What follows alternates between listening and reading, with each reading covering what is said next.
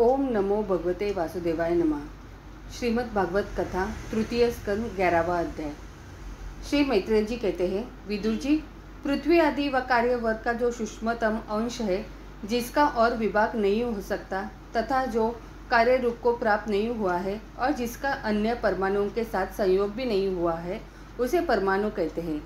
इन अनेक परमाणुओं के परस्पर मिलने से ही मनुष्यों को ब्रह्मवश उनके समुदाय रूप एक अवयव की प्रतीति होती है। यह परमाणु, जिसका सूक्ष्मतम अंश है, अपने सामान्य स्वरूप में स्थित उस पृथ्वी आदि कार्यों की एकता का नाम परम महान है।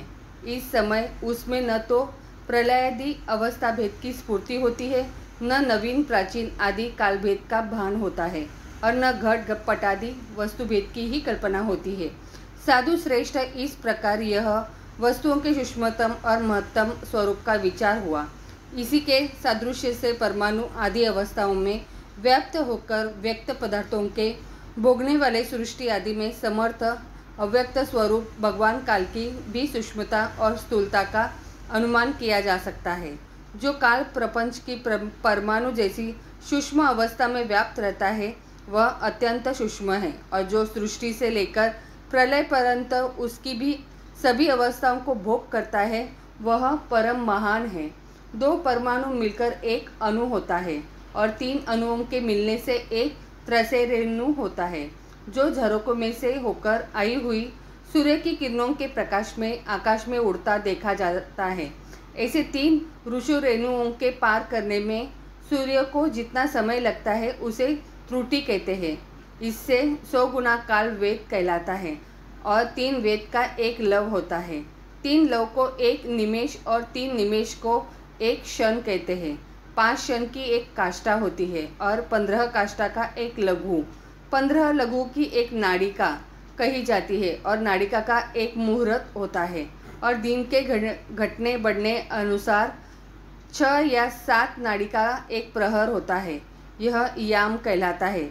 जब मनुष्य के दिन या रात का चौथा भाग होता है, 6 पल तांबे का एक ऐसा बर्तन बनाया जाए जिससे एक प्रस्थ जल आ सके, और 4 मासे सोने की 4 अंगुल लंबी सलाई बनवाकर उसके द्वारा उस बर्तन के पेदे में छेद करके उसे जल में छोड़ दिया जाए।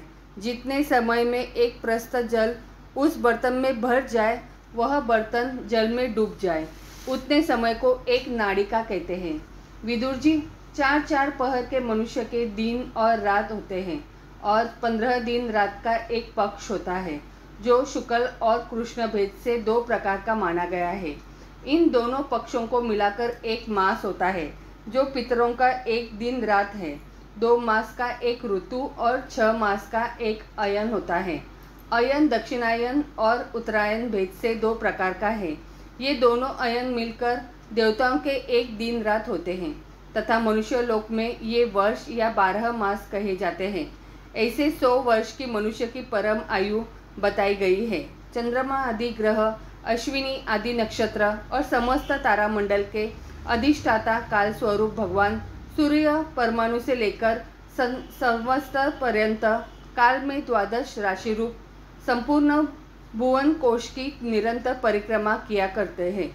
सूर्य, बृहस्पति, सवन, चंद्रमा और नक्षत्र संबंधी महीनों के भेद से यह वर्ष ही संवत्सर, परिवत्सर, ईड़ावत्सर, अनुवत्सर और वत्सर कहा जाता है। विदुर जी, इन 5 प्रकार के वर्षों की प्रवृत्ति करने वाले भगवान सूर्य की तुम उपहार आदि समर्पित करके पूजा करो। ये सूर्यदेव पंचभूतों में से तेज स्वरूप है और अपनी काल शक्ति से बीजादि पदार्थों की अंकुर उत्पन्न करने की शक्ति को अनेक प्रकार से कार्योन्मुख करते हैं। ये पुरुषों की मोह निवृत्ति के लिए उनकी आयु का क्षय करते हुए आकाश में विचरते रहते हैं, तथा यही सकाम पुरुषों को यज्ञादि कर्मों से प्राप्त होने वाले सर्वगादि मंगलमय फलों का विस्तार करते हैं। विदुर जी ने कहा, मुनिवर, आपने देवता, पितर और मनुष्यों की परमायु का वर्णन तो किया। अब जो सनकादि ज्ञानी मुनिजन त्रिलोकी से बाहर कल्प से भी अधिक काल तक रहने वाले हैं, उनकी भी आयु का वर्णन कीजिए। आप भगवान काल की गति भली भांति जानते हैं, क्योंकि ज्ञान लोग अपनी योग सिद्ध दिव्य दृष्टि से सारे संसार को देख लेते हैं।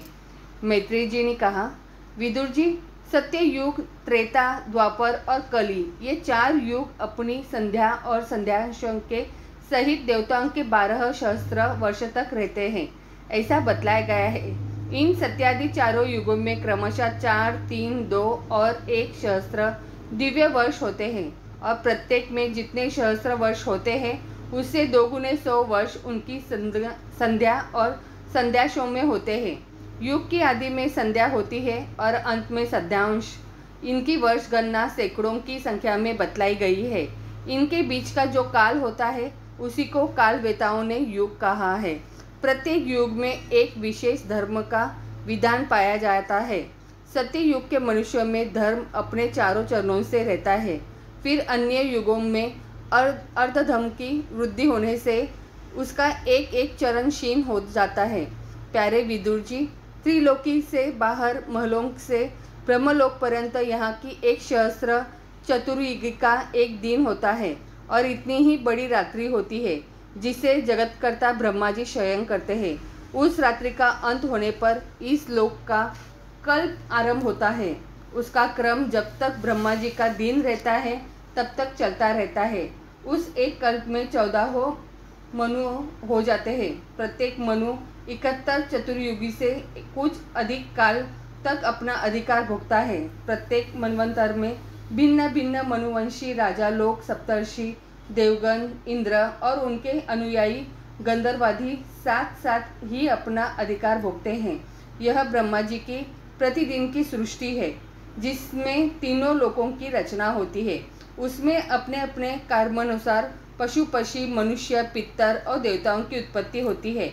इन मनवंतरों में भगवान सद्गुण का आश्रय ले अपनी मनु आदि मूर्तियों के द्वारा पौरुष प्रकट करते हुए इस विश्व का पालन करते हैं। कालक्रम से जब ब्रह्मा जी का दिन बीत जाता है तब वे तमोगुण को संपर्क को स्वीकार कर अपनी सृष्टि रचना रूप पौरुष को स्थगित करके निश्चय भाव से स्थित हो जाते हैं। उस समय सारा विश्व उन्हीं में लीन हो जाता है। जब सूर्य और चंद्रमा मादि से रहित वह प्रलय रात्रि आती है तब वे भूह भुआ स्वः तीनों लोग उन्हीं ब्रह्मा जी के शरीर में छिप जाते हैं। उस अवसर पर तीनों लोग शेष जी के मुख से निकली हुई अग्नि रूप भगवान की शक्ति से जलने लगते हैं। इसलिए उसके ताप से व्याकुल होकर भृगु आदि मुनीश्वर गण महलोक से जनलोक को चले जाते हैं। इतने में ही 7 समुद्र प्रलय काल के प्रचंड पवन से उमड़कर अपनी उछलती हुई उत्ताल तरंगों से त्रिलोकी को डुबो देते हैं। तब उस जल के भीतर भगवान शेषशायी योग निद्रा से नेत्र मूंदकर शयन करते हैं। उस समय जनलोक निवासी मुनिगण उनकी स्तुति किया करते हैं। इस प्रकार काल की गति से एक एक सहस्त्र चतुर्युग में रूप में प्रतीत होने वाले दिन रात के हेर फेर से ब्रह्मा जी की 100 वर्ष की परमायु भी बीती हुई दिखाई देती है। ब्रह्मा जी के आयु के आगे भाग को परार्थ कहते हैं। अब तक पहला परार्ध तो बीत चुका है, दूसरा चल रहा है। पूर्व पदार्थ के आरंभ से ब्राह्मण नामक महान कल्प हुआ था। उसी में ब्रह्मा जी की उत्पत्ति हुई थी। पंडित जन इन्हें शब्द ब्रह्म कहते हैं। उसी परार्ध के अंत में जो कल्प हुआ था उसे पद्म कल्प कहते हैं। इसमें भगवान के नाभि सरोवर से सर्वलोक में कमल प्रकट हुआ था। विदुर जी, इस समय जो कल्प चल रहा है वह दूसरे परार्ध का आरंभ बतलाया जाता है। वह वारह कल्प नाम से विख्यात है। इसमें भगवान के शुक रूप धारण किया था। यह 2 परार्ध का काल अव्यक्त, अनंत, अनादि, विश्वात्मा श्री हरि का एक निमेष माना जाता है। यह परमाणु से लेकर द्विपार्ध पर्यंत फैला हुआ काल सर्वसमर्थ होने पर भी सर्वात्मा श्री हरि पर किसी प्रकार की प्रभुता नहीं रखता। यह तो देहादेह में अभिमान रखने वाले जीवों को ही शासन करने में समर्थ है। प्रकृति, महतत्व, अहंकार, पंचमात्र, इन 8 प्रकृतियों से सहित 10 इंद्रिया, मन और पंचभूत, इन 16 विकारों से मिलकर बना हुआ यह ब्रह्मांड कोश भीतर से 50 करोड़ योजन विस्तार वाला है तथा इसके बाहर चारों ओर उत्तरोत्तर 10-10 गुने 7 आवरण है। उन सबके सहित यह जिसमें परमाणु के समान पड़ा हुआ दिखता है और जिसमें ऐसी करोड़ों ब्रह्मांड राशियाँ हैं, वह इन प्रधान आदि समस्त कारणों का कारण अक्षर ब्रह्म कहलाता है। और यही पुराण पुरुष परमात्मा श्री विष्णु भगवान का श्रेष्ठ धाम स्वरूप है। आगे की कथा अगले अध्याय में। तो बोलो प्रेम से राधे राधे।